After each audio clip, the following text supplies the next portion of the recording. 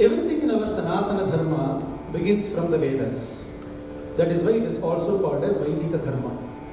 The Vedas form the basis of our Dharma. Vedo Akhila Dharma Moolam. For everything, the Vedas are the base. Now, over a period of time, Vedas mean knowledge. There is nothing, the literal meaning of Vedas is knowledge. So you can treat the Vedas as a mega database of knowledge. All types of knowledge you find in the Vedas. But the beautiful part of the Vedas is that a lot of this knowledge was revealed knowledge, not composed knowledge.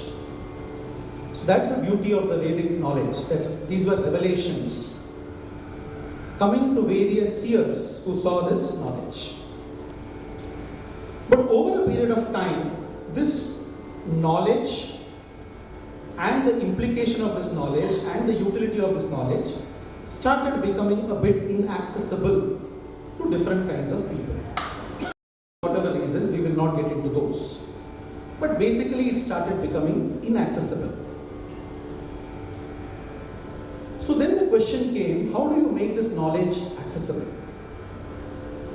And this is where in our Vedic literature or in Sanatana Dharma, you have the emergence of the Itihasas and Puranas. So it's very clearly stated, Itihasa Puranabhyam Vedam Sam Upabrahayet. The Vedas and Puranas, or the Itihasas and the Puranas, are primarily there to restate the message of the Vedas to people to whom it is inaccessible.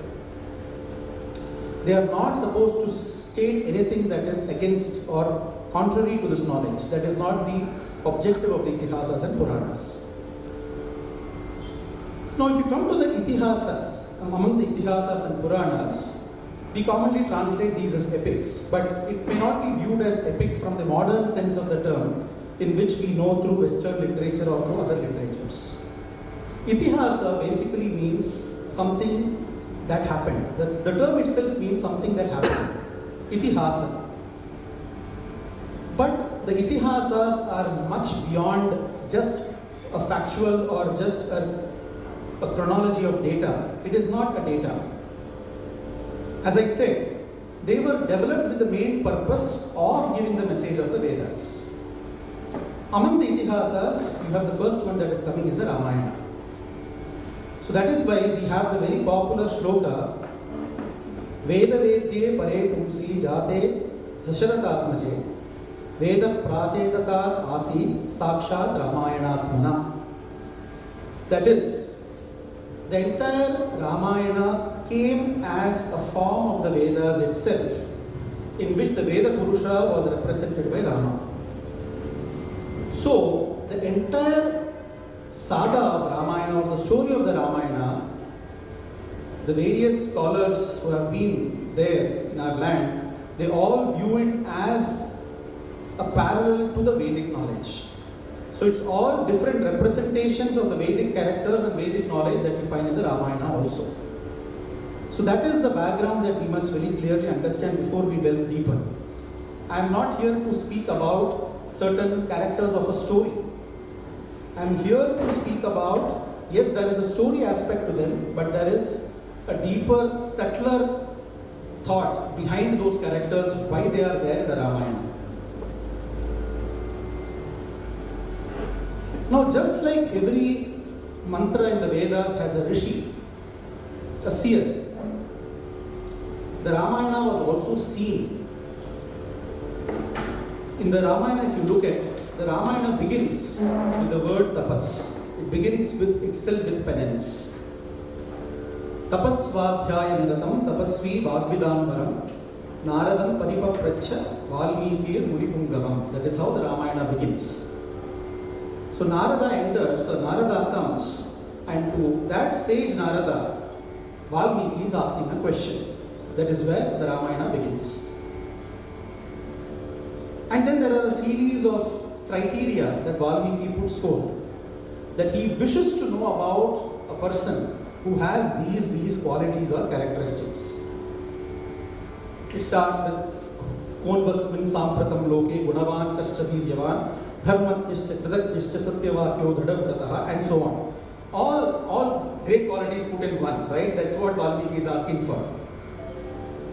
And then, after all that, Narada replies back. And he speaks about Rama, and he speaks about the Ramayana. That's the first time Ramayana is told to Valmiki itself by Narada. So Narada is the first one who tells it in a very concise form, that this is what is that person you are looking for, and this is the story of that person. Highly inspired by what Valmiki hears from Narada, he is in that state of exalted, it's an ecstatic state, just listening about this person and this whole story. Valmiki goes to the river Tamasa. He is in that same state of mind, he is doing all his daily ablutions, everything is happening in that same state. And there is where, so, in that state, he sees around, everything seems beautiful to him. He becomes one with nature. Everything around is completely divine.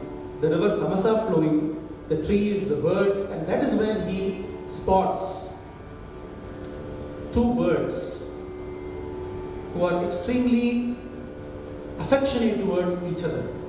And he gets lost into that. He becomes one with those birds. He loses himself and becomes one with those. And at that point is where when an arrow hits one of the birds, and that bird falls down dead, and the other bird weeps for this bird, that entire emotion of ecstasy and joy and bliss completely transforms into sorrow and then into anger. It is all natural. There is nothing that Valmiki planned for. It comes automatically. And that is when he utters that famous verse which most of you would know. Manishada Pratishtanatvam Agamashashvati Samaha Yat Kraunchi Mitunadekam Avadhi Kamam Mohitam. When this verse comes out of Valmiki, that is the first time a shloka has come out of him. A shloka is a metrical composition. It is not a statement. It is not a prosaic statement. It is a poetry. It is a verse. It has got a meter. It is in a particular metrical form. The beauty is Valmiki himself is observing as the shloka is coming out of him. He doesn't know. It is just coming out. And as some of the Western poets have said, it is an instantaneous outpour of emotions. That is what poetry is, and that's what you can find in the Ramayana. That is why it is a poem. That is why Valmiki is said to be Adi Kavi, because he is the first poet. Because poetry has to come on its own, and it is not sat down and composed. And that is what Valmiki observes as the words come out of him. So the shoka gets converted into the shloka. Whatever the sorrow was in Valmiki gets converted into a verse. So now Valmiki is in a state of amazement also. There was sorrow, there was anger. That anger caused this verse to come, and now he is in amazement as to how this verse has come. So that is the genesis of the Ramayana. But even then, Valmiki doesn't decide to compose the Ramayana. He still doesn't believe that he is the composer or the poet. He is just still lost as to how this verse has come out of him. How can this happen? He can't believe himself. And that is where when Brahma appears to him and again reiterates the story of the Ramayana and says that you have to write this. You have to compose the Ramayana. That is the second time after Narada when Brahma also comes. Now in many of these cases, especially to the modern minds, they might say, what is this meaning of Brahma appearing or somebody appearing? What does it mean? Like, do they appear and they say something or what? We might leave the outer part of things because they are all set as an imagery. They are all set to convey a particular message. But the essence is what we need to take, because we know that Brahma is the Lord of creation. So we just need to know that there was a creative impetus that Valmiki had. A strong creative impetus. Beyond this event also, there was a bigger creative impetus that came into him that made him compose the Ramayana. So that is how the Ramayana begins. So Narada narrating to Valmiki, Brahma narrating to Valmiki, Valmiki composing the Ramayana and teaching to Lavakushas, and they narrating it to Rama himself. In the Ramayana, you will find Hanuman narrating the Ramayana to Sita. You will find the Vanaras narrating the Ramayana to Sampati. So, in different stages of the Ramayana itself is narrated in different forms by different people. The story is narrated to different people. So, that's another beauty of the Ramayana. You get to know different versions or the same Ramayana in different forms within the Ramayana itself. And in this itself, the Ramayana on whom it is composed, Rama himself is hearing for the first time the Ramayana from Lavakusha. That is the first time he knows that my story is what has come in this form, this beautiful form. So these are all some uniqueness and some beautiful aspects of the Ramayana.